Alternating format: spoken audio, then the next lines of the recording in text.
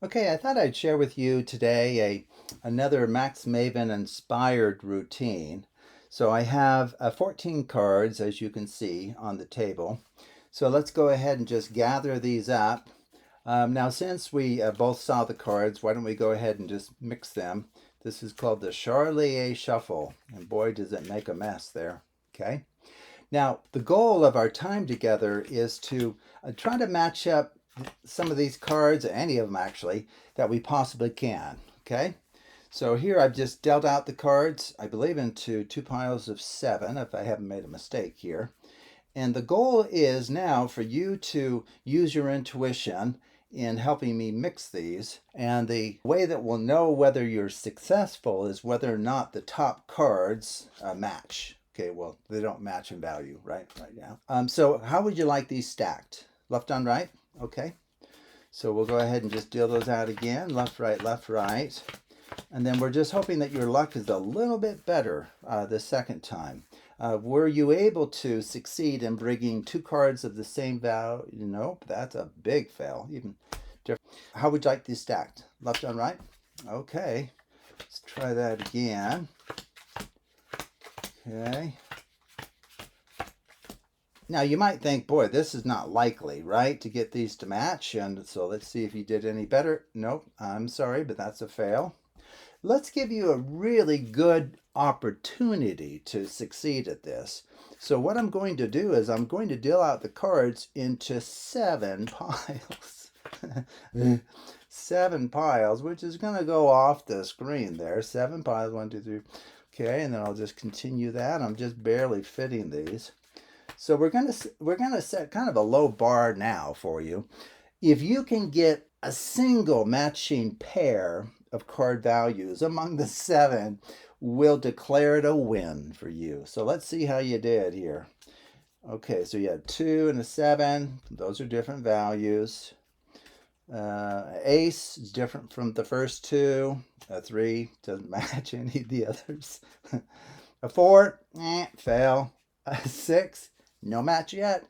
Let's hope this is one of those, and it isn't. It's actually a 5. Okay. Well, I think we gave you, kind of ample opportunity to succeed at this, and it just doesn't seem to be your lucky day, I guess. So why don't we try it one more time, and then I'll give it my attempt here. So we'll go ahead and just deal them out into 2 piles like we've been doing. Okay. Now, what I'm going to do that's a little bit different is I'm going to try to use my intuition. Now, I can sense that these do not match. Yep, I was right. Okay, not a big surprise. But I have a feeling that if I take these two, switch them, place them on the other packet, it's going to enable me to have some success in finding matching mates here. How's that? Well, what I'm going to do is I'm going to take each of these and I'm going to perform a shuffle that's called She Loves Me, She Loves Me Not. Okay, so how this works is the first card goes under, so she loves me not, she loves me, she loves me not, yes, no, yes, no, yes, no, yes, no, yes, she does. Did we have success? We did indeed. We found the matching mate. Okay, can we do that a second time? What are the chances of that? She loves me not. Yes, no, yes, no, yes, no, yes, no, yes, no, yes, yes, yes, yes. We did it. Okay. So now, what some people might think, just watch what I'm doing. I'm just pulling out these cards that we've successfully matched. So those are big old successes for us. Good job there and good job here.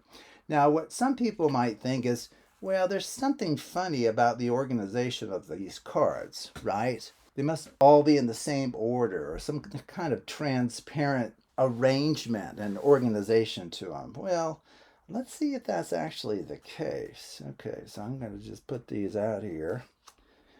And then let's just see, anything interesting there? Oh, sorry.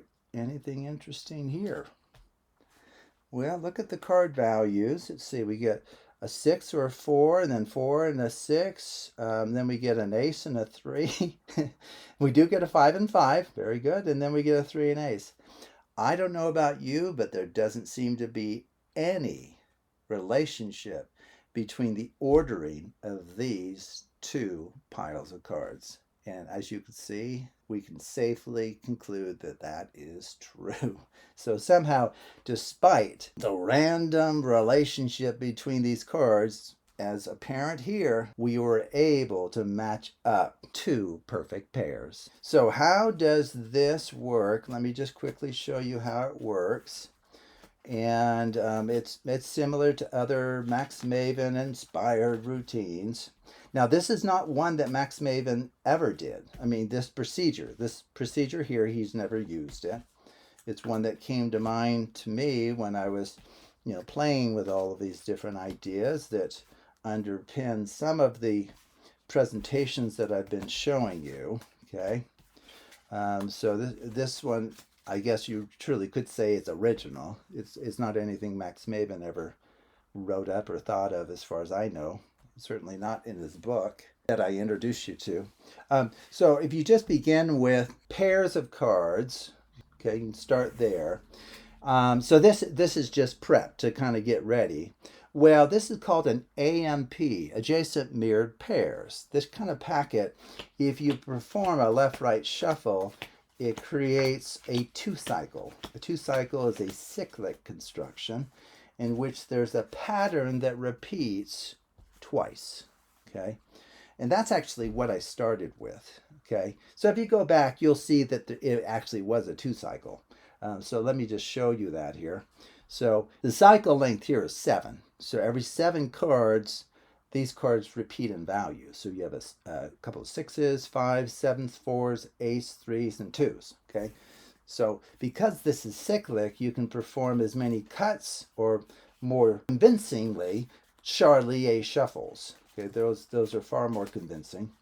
Okay, so this hasn't harmed the two-cycle nature of this packet. And then if you remember, what I did was I just dealt out 7 cards. 1, 2, 3, 4, 5, 6, 7. Okay, well, what does that do to the ordering of these cards? Okay, well, it reverses their order from what they were before I dealt them out. Okay, so if you think about it, if you have a repeating pattern that repeats twice, and then you reverse one of those halves, you're going to have something called a mirrored packet, where if I had spread it out, the outer ones would be related, and you come in one, those are related all the way to the center too. Well, if you left-right deal a mirrored packet, we know already that these are, quote, mirrored piles. Mirrored piles, okay? So what does that mean again? That means that the top card here is related to the bottom card there, okay? And vice versa. The top card here is related to the bottom card here. Now, the amazing thing is these mirrored piles can be random. No, well, first off, these won't match, right? Because of what I just showed you. It will be impossible. No matter how you stack these, and no matter how many times you deal them out into 2 piles, you will never get matching mates on top. Okay, it will never ever happen. It can't, because the matching mates are at the bottom of the opposite piles. Okay, so you can do this a few times to kind of convince the spectator, boy, this isn't working. But what's amazing is because of the stay stack principle, and the fact that 7 is a divisor of 14, we have 14 cards here total. 7 divides 14 evenly. The stay stack principles, which is something I have a video on, I talk about on my channel, you can actually deal out into 7 piles because 7 is a divisor of 14. Well, what it means then is none of these will be companion cards. None of these are going to, quote, match in value, okay? Now this one came out to be, probably should have mixed the cards a little bit more, left, right, because if we had done that, we would have some blacks interspersed in here, which would be aesthetically a little more attractive, as well as it would help hide kind of the structure here, right? So I really didn't do very many left-right shuffles. In fact, I didn't really randomize it very well, actually, at the beginning. Okay, but the point is we get no matching mates there. Okay, so you can even deal out into 7 piles and they'll still fail, unfortunately. Okay, now, and then you just stack them and you deal them out one more time. Left, right, left, right. Okay. Now we know that the top cards will and cannot match. We know that to be the case here. Okay, but we do know, like this one here is the companion card to this one, and this one here is the companion card to that one. Okay, so what will happen is if we switch these two, so the 6 is on the top and on the bottom, the 5 is on the top and on the bottom, the under down shuffle will have as a lone surviving card the bottom card. And that's for the simple reason that it's a packet of 7. So given any 7 cards whatsoever, if you perform the under, down, which I called she loves me not, right? For a 7 card packet, the bottom card is always the, quote, lone surviving card for the under, down shuffle. Okay, so that's why it works. Actually, it's the lone survivor principle. So if you go under, down, under, down, under, down, under, down, under, down, under, down, the lone surviving card is guaranteed to be the bottom card, and we already know what that is. It's the companion card to the one on top. Same thing will happen here. Okay, so this is just another variation on what Max Maven kind of began in motion with his book called Redivider.